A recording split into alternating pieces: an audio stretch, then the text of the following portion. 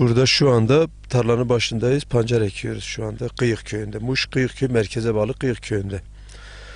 Şu anda yani pancar ekiyoruz ama pancarı mecburiyetten dolayı ekiyoruz. Çünkü girdi fiyatları ve mazotundan tutun işte ilacı, gübresi, girdi fiyatları bayağı yüksek. Mesela örnek versek geçen sene mesela mazot 3 lira, 3.700 lira, şu anda 4.480. Mesela gübre 100 lira. Şu anda gübre 100 lira. İlaç 230 lira. 10 dönüm. Bu benim dekara da hesapladım. Bunlar 50, gübre 50 kilo, ilaç 5 kilo, 10 dönüm yetecek. Bir de şu anda bir de devletimize verdiği tohum. Şu anda millet bir de şeye gitti. Şu anda alternatif ürüne gittiği için ne kadar fazla.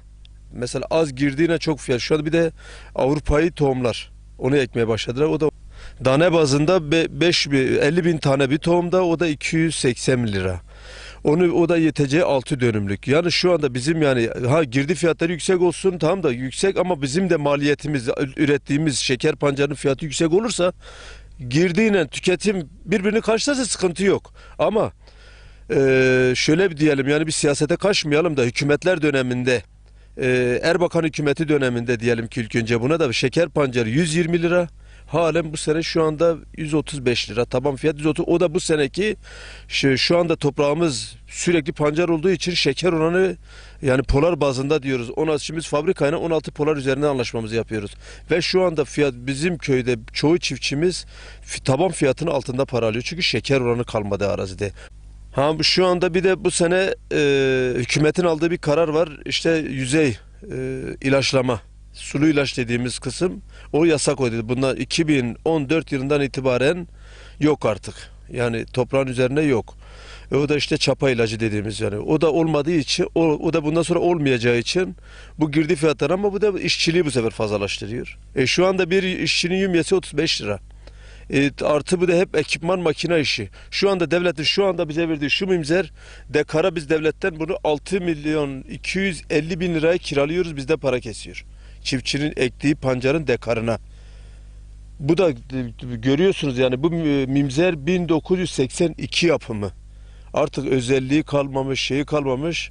Nedir Avrupa'ya yarışabilmemiz için panomik mimzer diyeyim, havalı mimzer diyoruz. Mesela ben şahsen bir tane bu sene almışım 17 milyar. Ama bunu ben çalışırsam ki öderim. İsteyeceğimiz destek, biz şu anda şöyle, yani çalışmadan kazanma yönünde destek değil.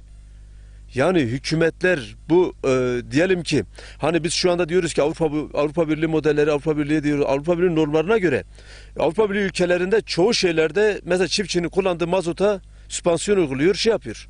%65 devlet destek veriyor.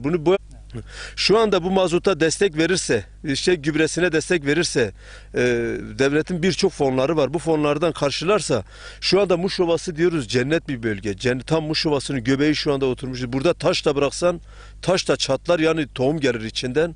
Ama millet artık girdi çok yüksek olduğu için millet çoğu kişi tarlasını ekemiyor.